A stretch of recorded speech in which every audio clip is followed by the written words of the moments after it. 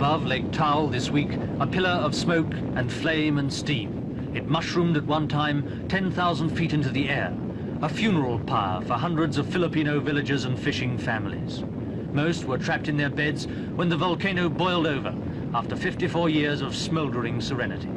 Today, 9 days after the eruption, the exact death roll is still uncertain. First reports of up to 5,000 killed have been discounted, but officials say the final figure will certainly exceed 500.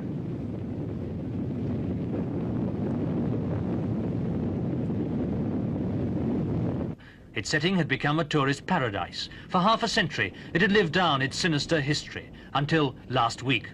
Taal Island now has become a desert, covered by some 9 inches of ash thrown up by the volcano, still rumbling 3 days after its first major explosion. The eruption of the volcano came as a complete surprise. Volcano experts have been over onto this island as shortly as 2 weeks before the explosion. They predicted that it was completely safe for the 4,000 inhabitants of the island. When the volcano went off at 2 o'clock on the morning of last Monday, it came with complete surprise. There were no preliminary rumbles. No warning at all was given to the people who lived here. Within 3 hours, it's estimated that some 500 people had died. Much of the island died with them. Beneath the rain of white-hot ash, trees became petrified. Mud and ash lay 10 feet deep in places. Cattle struggle out of it, only to be suffocated by sulfur fumes. Behind them, the human survivors left devastation and memories of the warning that was ignored. The experts had told them it was safe to stay, but when the August danger signals appeared, relatives on the mainland appealed to the people of Taal to leave. They said no, it was time to bring the rice in. They would wait for the first rumble. When it came, it caught them sleeping, and there is no rice to harvest on Taal today. Some villages were engulfed by the blanket of lava and ash. In others, just a house here and there was left standing. Nobody yet knows whether the families who lived here have survived, whether they'll return to build again, with the help of the £45,000 disaster fund set up by President Macapagal of the Philippines. Soon after the disaster, when it was feared that fresh eruptions were imminent, the government stopped people returning, and police put the island out of bounds.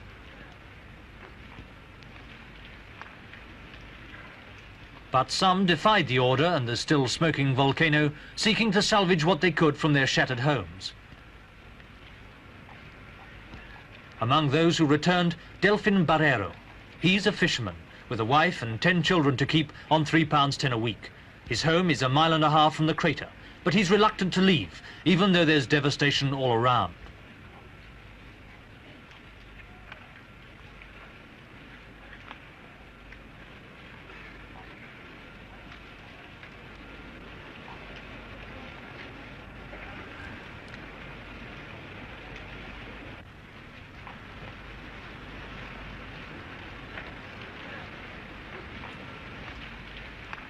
Others were happier to get away from it all, even if some boatmen did cash in on the tragedy and demand £5 a head for the brief voyage to the mainland and safety.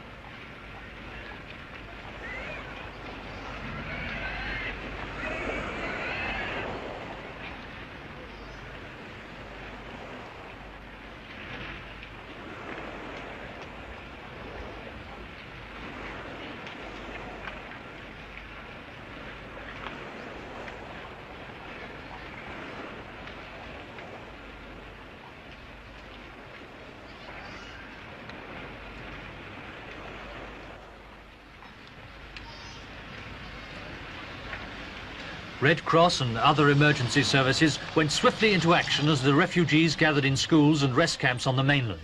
But this week came signs of unrest over the way the operation was being handled. The complaint, no real coordination of the various private and official efforts.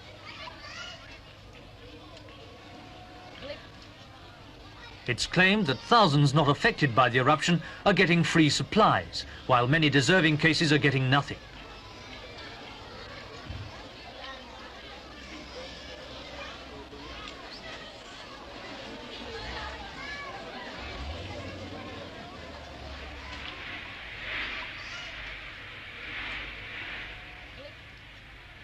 While some survivors waited patiently for their rations, others told their stories to Gerald Seymour. Now, what happened to your village when the volcano exploded? Oh, I felt afraid. And I'm shooting very far, very loud. I say to my neighbor, wake up, there's the volcano erupted. Then when morning came, I see my home, my house, my animal, and also my plant. What had happened to your horses and your animals? My animals all died, and my plant they are destroyed. Now, what happened when you ran away from your house? Was there much mud falling, many rocks? Yes, sir. Like made of graba, then floods, then that mud, then rain. The thunder and lightning were our lungs during that time.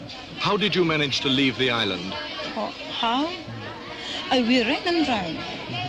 Were many people killed in your village? Yes, sir. Like in our neighbor barrio. There are some who are near the river, so they rode in a boat, and by means of two boats they ride. And because of because they are overloaded, the boat was drawn into the river, so some of them died. Well, what did you do then? How did you escape from your village? Our village was not in the river, so we are in the valley, so we come here by means of walking. How far did you have to walk? Maybe 10 kilometers. Do you think the volcano will erupt again? Maybe we cannot tell that because only God can determine when it will erupt again. Only God can determine, says Consortia Mendoza. And until Providence decides the next move in their broken lives, the refugees wait in the schoolhouse at Taal with troops on hand to keep order.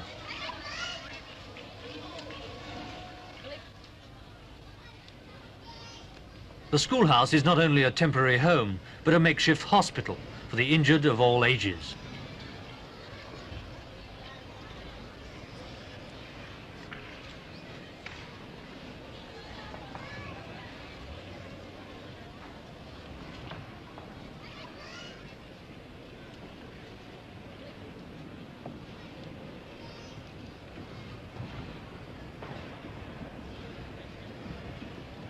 The children who were sleeping when Mount Taal exploded and were snatched to safety by their parents sleep on beside the lake. But these are the lucky ones. Many died in the frantic rush for the boats, and many more were injured. Dr. Garcia, what sort of injuries have you had to treat? Well, actually, most of them were burns incurred as a result of the throwing out of the hot lava emitting from the volcano. There were also injuries concomitant with the mud rush for safety. Those are the sorts of casualties that we have been treating. How does a volcano kill people? Well, in this particular case, I think the death was caused by suffocation. Of those who weren't suffocated, some have homes to go back to, others haven't. But one thing they have in common. They lived on a volcano, now they share the vacuum of life in a refugee camp. Because the Filipino volcano experts have proved unable to predict whether or not the Taal volcano will explode again, the authorities have taken the precaution of evacuating some 50,000 people from the shores of Lake Taal. These people at the moment are living in pretty grim conditions. Someday, however, they'll go back to the shores of Lake Taal. They'll go back to the island and again start cultivating the fields underneath the volcano, just as their grandfathers and grandmothers did 54 years ago after the first volcano on Taal Island erupted. It remains to be seen whether or not this latest volcano will exceed in death toll the performance of the one in 1911. On that occasion, 1,100 people died.